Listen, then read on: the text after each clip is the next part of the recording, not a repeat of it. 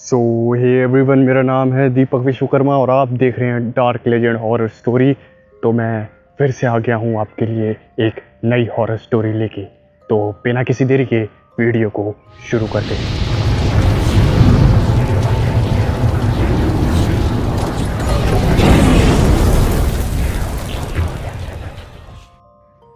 मेरा नाम वरुण है। मैं अपने बेटे के साथ, जिसका नाम सत्यम है, कुछ दिनों पहले ही एक नए घर में शिफ्ट हुआ हूँ। दुनिया में मेरा उसके अलावा कोई भी अपना नहीं है। मेरे माता पिता कुछ सालों पहले ही गुजर गए और उनके गुजर जाने के बाद मेरी बीवी यानी कि सत्यम की माँ भी एक कार एक्सीडेंट में चल बसी। अब मेरे पास अपना कोई नहीं था और मेरे जीने का सिर्फ एक ही सहारा था, वो था मेरा बेटा सत्यम। हम दोनों नए घर में तो शिफ्ट हुए ही थे, लेकिन उस घर में मुझे काफ़ी चीज़ें बहुत अजीब लगती थी।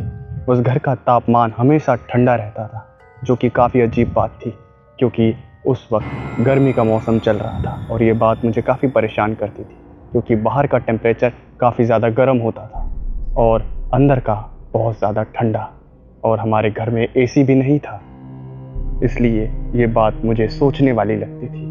धीरे धीरे दिन बीते और मैं अपने ऑफिस के लिए गया, और नए घर में दोस्तों को खाने के लिए इनवाइट ना करें, ऐसा तो हो ही नहीं सकता। इसलिए मैंने रात के डिनर के लिए ऋतिक को अपने घर बुलाया और छुट्टी के वक्त अचानक से ऋतिक का फ़ोन बजा और उसकी वाइफ ने उसे कुछ अर्जेंट काम के लिए घर बुलाया, जिसकी वजह से उसे जाना पड़ा।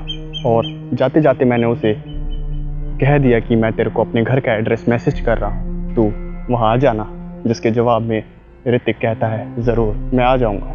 और फिर मैं भी अपने घर आ गया और खाना बनाने लगा। खाना बना के मैं अपने सोफे पे बैठा ही था, तभी अचानक से मेरे घर की डोरबेल बजी और मेरे चेहरे पे मुस्कुराहट आई, क्योंकि मुझे पता था कि ऋतिक ही होगा। और मैं खुशी से गया और मैंने डोर ओपन किया और मैंने देखा कि ऋतिक आया था।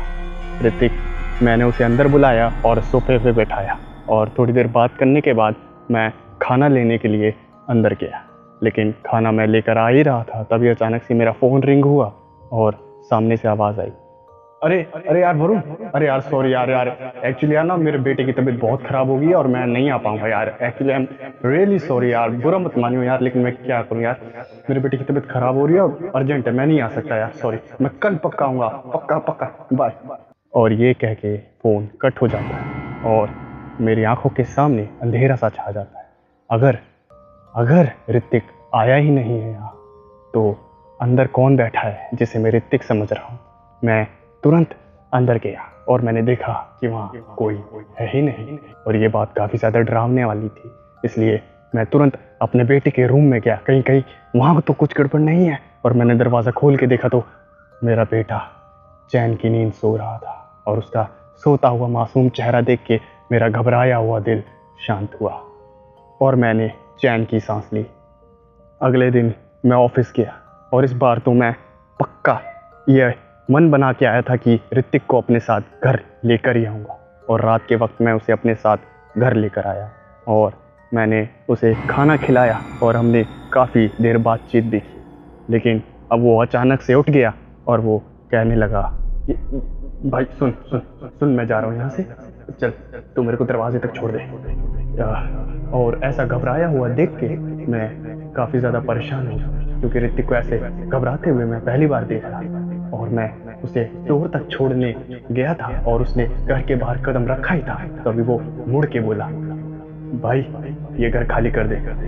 और बताते हुए बड़ा अफसोस हो रहा है, इस घर में आत्मा है और इस बात को मजाक में मत लियो, मैंने तेरे पीछे एक औरत को खड़ा देखा था। और ये बात काफ़ी ज़्यादा मुझे अजीब लगी। वो घर तो मुझे अजीब लगता ही था, लेकिन मेरे दोस्त का ऐसा कहना कि मेरे घर में आत्मा है, ये और भी ज़्यादा डराने वाली बात थी। और उसकी शक्ल से, उसके हाव भाव से ऐसा हो ही नहीं सकता था कि वो मजाक कर रहा हो। और ये बात काफ़ी ज़्यादा डरावनी थी मेरे। फिर वो अपने घर चला गया। मेरा बेटा दिन भर घर पे अकेला रहता था और बोर हो जाता था, इसलिए मैंने सोचा चलो एक पेट पाल लिया जाए, और मैं एक डॉगी को अपने घर लेकर आया। लेकिन उस डॉगी का काफ़ी अजीब बर्ताव था। वो हमेशा अपने घर वो हमेशा इधर उधर देख के भौंकता रहता था। कभी हवा में इधर ही कहीं देख देख के वो कहीं घूरता रहता था, कहीं भौंकता रहता था, कभी शांति से नहीं बैठता था। और ये बर्ताव काफ़ी ज़्यादा अजीब लग रहा था मुझे। और ऐसे ही एक रात मेरे घर एक डिलीवरी बॉय आया। असल में मैंने खाना ऑर्डर किया था बाहर से, और वो खाना लेकर आया था। मैं बाहर गया और अपना खाना लिया। वो काफ़ी ज़्यादा थका हुआ था, इसलिए मैंने उसे अंदर बुलाया घर के और कहा, भाई यार पानी मांगा पी लो यार, थक गए हो, तुम्हारी शक्ल ही बता रही है, आओ ज़रा आराम आराम करो, कुछ खाने के लिए लाऊं। और वो डिलीवरी बॉय काफ़ी अजीब से हाव भाव के साथ पानी पीने लगा और कहा, जी सर बहुत शुक्रिया, अब मैं चलता हूँ।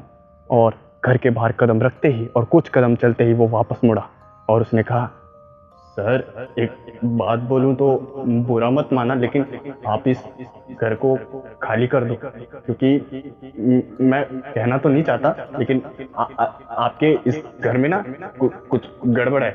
मैंने आपके पीछे एक औरत को खड़ा देखा है। और ये बात सुन के मैं वापस चौंक गया, क्योंकि मेरे दोस्त ऋतिक ने भी मुझसे यही बात कही थी, और अब ये डिलीवरी बॉय भी। साहब आप बहुत अच्छे आदमी हो, कोई इस ज़माने में किसी के लिए पूछता भी नहीं है, और आपने मुझे अपने घर में बिठा के मुझे पानी पिलाया, और आप बहुत भले इंसान हो, इसलिए मैं नहीं चाहता आपके साथ कुछ बुरा हो। मेरी बात मानो तो आप इस घर को खाली कर दो। मैं मिलता हूँ साहब आपसे कभी। और ये बात काफ़ी ज़्यादा हैरान करने वाली थी, क्योंकि मेरा डॉगी भी इधर उधर देख के भौंकता रहता था, लेकिन मुझे पता नहीं चलता था कि ये भौंक क्यों रहा है। मैंने कई डॉक्टर्स को दिखाया जो एनिमल्स के एक्सपर्ट डॉक्टर थे, लेकिन उन्होंने बताया कि डॉगी तो तुम्हारा बिल्कुल भी नॉर्मल है, कोई प्रॉब्लम नहीं है इससे। धीरे धीरे दिन बीते, और एक रात जब मैं सो रहा था, तभी अचानक से मुझे अपने गार्डन से अपने डॉगी के भौंकने की आवाज़ आई, और मैं तुरंत बाहर भागा, कहीं कोई चोर तो नहीं आ गया अंदर। और इस डर से मैं तुरंत बाहर भागा और इधर उधर देखने लगा, और मैंने देखा कि हमारा डॉगी स्टोर रूम की तरफ देख के भौंके जा रहा था। और ये बात मुझे काफ़ी ज़्यादा अजीब लगी, और वो इशारा कर रहा था स्टोर रूम की तरफ। मैं भी धीरे धीरे कदम बढ़ाए मैंने, और स्टोर रूम का दरवाज़ा खोल के देखा, और मैंने देखा कि हमारे डॉगी की लाश स्टोर रूम में पड़ी है। और अगर हमारा डॉगी की लाश यहाँ पड़ी है तो पीछे कौन था? और मैंने अचानक से पीछे मुड़ के देखा तो वहाँ कोई भी नहीं था। और ये बात काफ़ी ज़्यादा डराने वाली थी। मैं तुरंत अपने बेटे के रूम में वापस गया, और मैंने देखा कि मेरा बेटा चैन की नींद सो रहा है, और उसके बगल में हमारा डॉगी भी। और अगर हमारा डॉगी यहाँ सो रहा है तो नीचे किसकी डेड बॉडी है? मैं तुरंत नीचे खिड़की से झांकने लगा, और मैंने देखा कि वहाँ कोई भी डेड बॉडी नहीं थी। इन्हीं सब आवाज़ों से मेरे बेटे सत्यम की नींद टूटी, और उसने मुझसे कहा, पापा पापा क्या हुआ बेटा, तुम इतने घबराए हुए क्यों? मैं ही तो हूँ, तुम इतने घबरा क्यों रहे हो? पापा मैं आपसे नहीं घबरा रहा, वो आपके पीछे एक औरत खड़ी है। पापा वो आपको घूरे जा रही है। पापा जानिए क्या हुआ अगले भाग में। और अगर आपने हमारे चैनल को सब्सक्राइब नहीं किया है तो आप नीचे दिए गए लाल बटन को प्रेस करके हमारे चैनल को सब्सक्राइब कर सकते हैं, और बगल में दिए गए बेल आइकन को प्रेस करके हमारी न्यू वीडियोस की नोटिफिकेशन ले सकते हैं। तो मैं मिलता हूँ आपसे नेक्स्ट पार्ट में, तब तक के लिए बाय।